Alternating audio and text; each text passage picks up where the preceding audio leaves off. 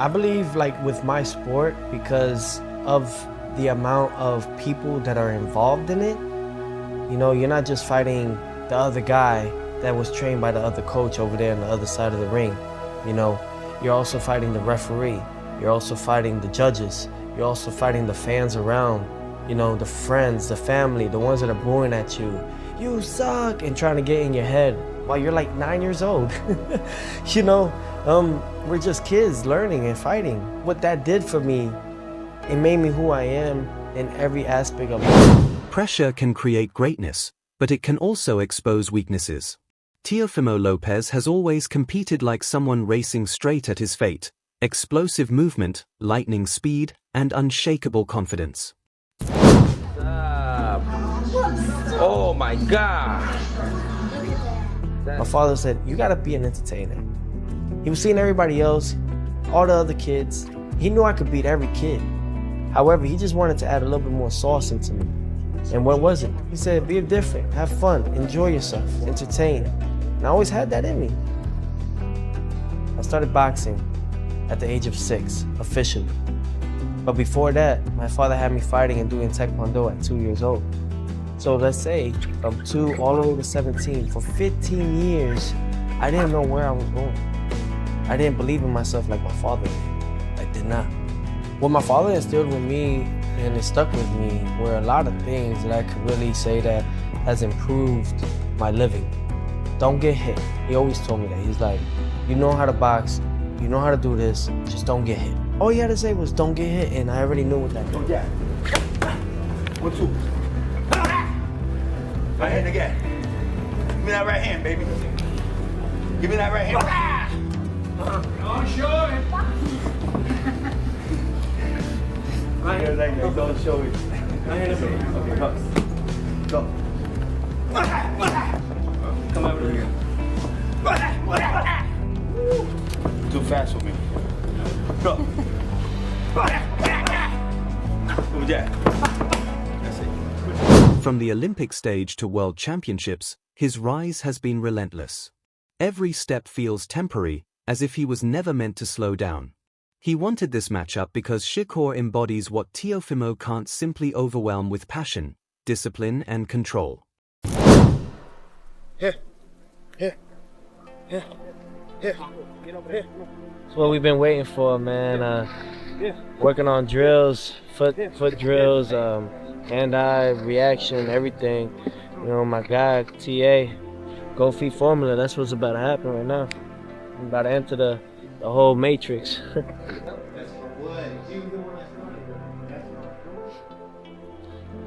So like you know, we already here. Fight week is on, and we at the UFC Facility Center. I've never seen him this great since right after the Olympics when he turned pro. And very explosive. Now it's a take back, and we just trying to focus on that and going to the next level, man, and taking over the 140 weight division, and that's what we focus on right now. Their journeys intersected long ago. Both Olympians, both shaped for elite success. Always mentioned together, yet never sharing the ring. Two paths running side by side, waiting for the sport to bring them together. Teofimo's approach is fueled by confidence and sudden violence, explosive moments that can turn a fight in an instant. He thrives on timing, rhythm, and the opponent's response. It's really just trying to just keep it going, you know, keep moving forward throughout the whole time and throughout the whole process, and mainly just have fun with it. You know, you gotta have fun with what you do. You know, I love this. You know, I haven't stopped doing what I've done because of the fact that I enjoy what I do. You know, this has been 20 years in the making, 20 years in this, you know, and I have so much to do and so much to prove within myself. So mentally, I'm prepared. Physically, I'm more than ready, you know, and emotionally, oh, I'm on fire, you know, I'm on fire with it, you know, because all I ever did was try to be great, you know, and it's no longer trying, I am, you know, I am great. And it's all about just continuing and holding that. So it's all about just staying humble throughout the process, keeping myself level-headed, and really just enjoying each day that we get, because tomorrow's never promised. When everything clicks, like it did against Lomachenko or Josh Taylor, his nearly impossible to touch.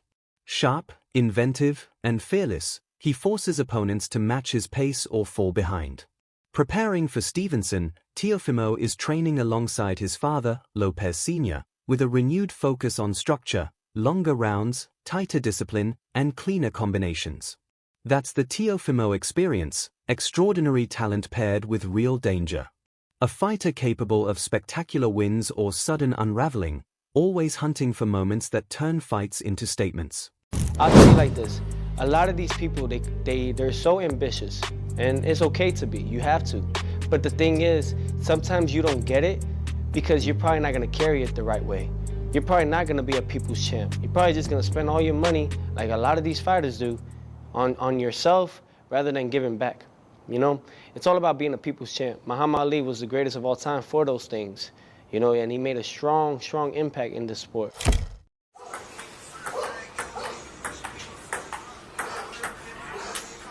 That's two. Master. True mastery doesn't announce itself, it repeats. Shakur Stevenson has approached this moment with patience, as if it was always part of the plan. No rushing, no wandering.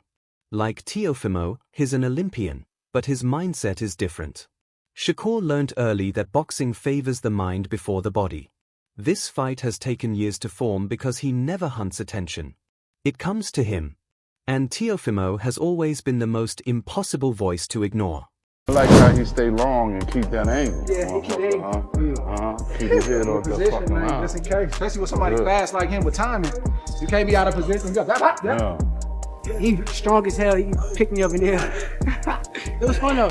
Just to be in the ring with him, share the ring with him, test his IQ out a little bit, see some of the moves he doing, and I'm gonna go take with me when I go fight. So I appreciate Dre. you going running back again? Oh yeah, for sure. For sure. Shakur's approach is built on removal, closing lanes, limiting choices, and draining belief. Opponents end up throwing at shadows, unsure of their own rhythm. He isn't hunting highlight clips. He wins time, piling up rounds through precision, sharp counters, and movement that feels impossible to catch.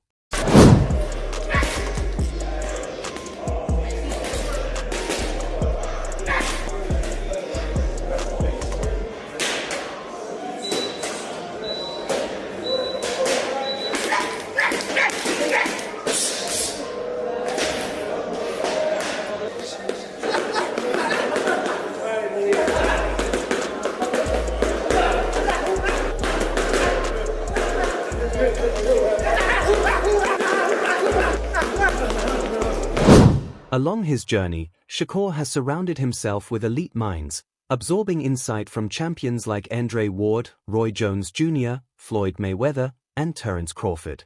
That collective experience has shaped how he's preparing for Lopez. Defeats haven't defined him, because his errors don't linger. He studies, adjusts, and returns more precise. Shakur wants this fight because Teofimo represents disorder, and Shakur has built his entire career on proving that even the most gifted chaos can be figured out. It's looking bad today.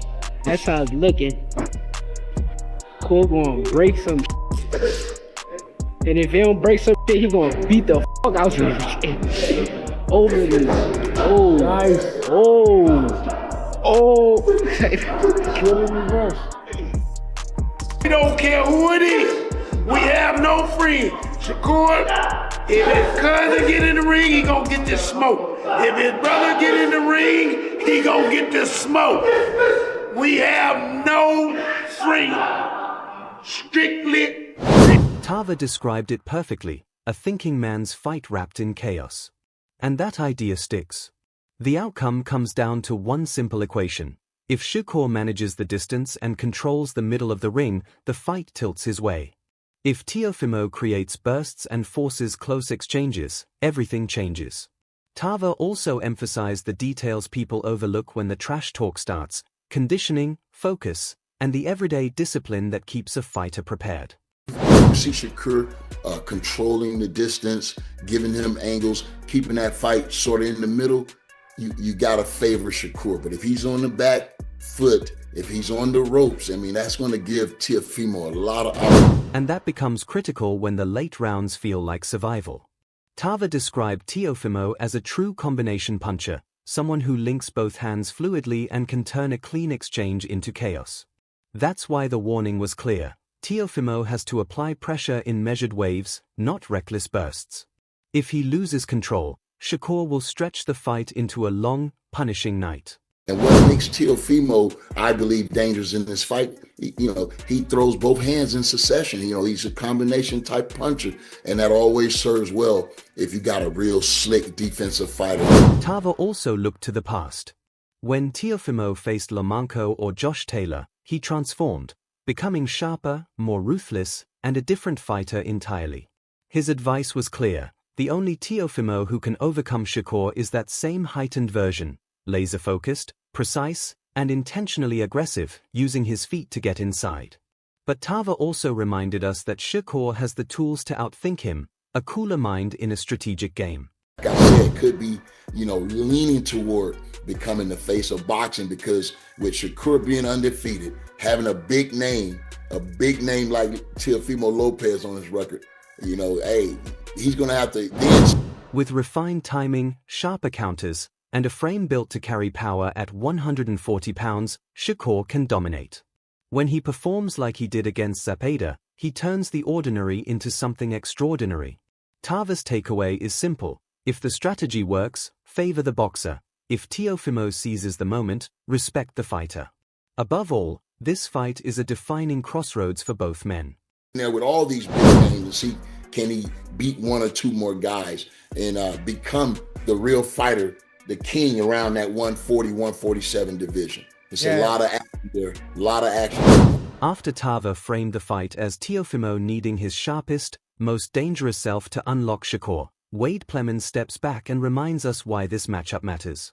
He called it prime versus prime, a rare moment in boxing without a decade of excuses.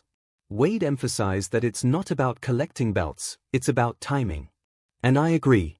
These two have circled each other since their amateur days, and now there's nowhere left to hide.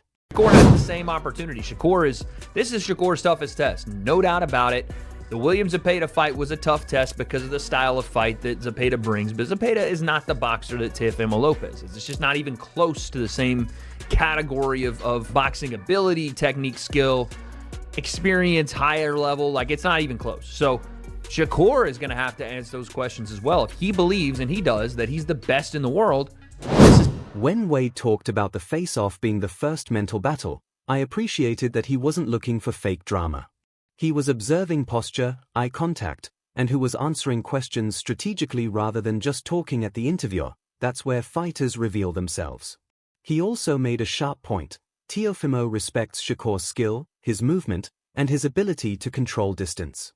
That respect matters, because fighters who dismiss their opponents often get exposed, while those who prepare earn their edge.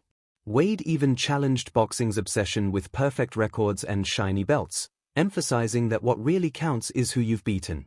That resonates, because Teofimo has already proven he'll take on the best: Lomachenko, Taylor, anyone dangerous.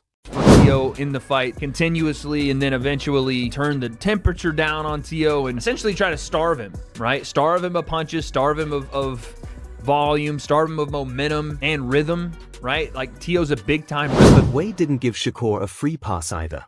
He called this Shakur's defining moment, the fight where you don't just show greatness, you prove it against someone who can think and punch back. When the discussion turned to weight, can Shakur carry 140 pounds? The skepticism was clear but measured. This isn't theory anymore, it's a reality check. Wade also made a sharp point about styles, saying that while styles make fights, comparing Zapata and Teofimo is pure fantasy. Framed this way, the fight isn't about social media or hype, it's about whether Shakur's control can withstand a fighter who refuses to be contained and whether Teofimo's ambition can remain disciplined long enough to make a difference. That's not hype. That's pressure, and pressure reveals the truth. His movement, once he gets in that flow, it's a little bit tough to stop that ball rolling down the hill. If Shakur can just be an interrupter in this fight and interrupt timing, interrupt rhythm, interrupt momentum, I could see that being the way he wants to approach it. Right after Wade framed this as a battle of timing, ego, and readiness, Breadman Edwards stepped in as the calm voice in the room, the guy who's seen this movie before and knows where the twists show up.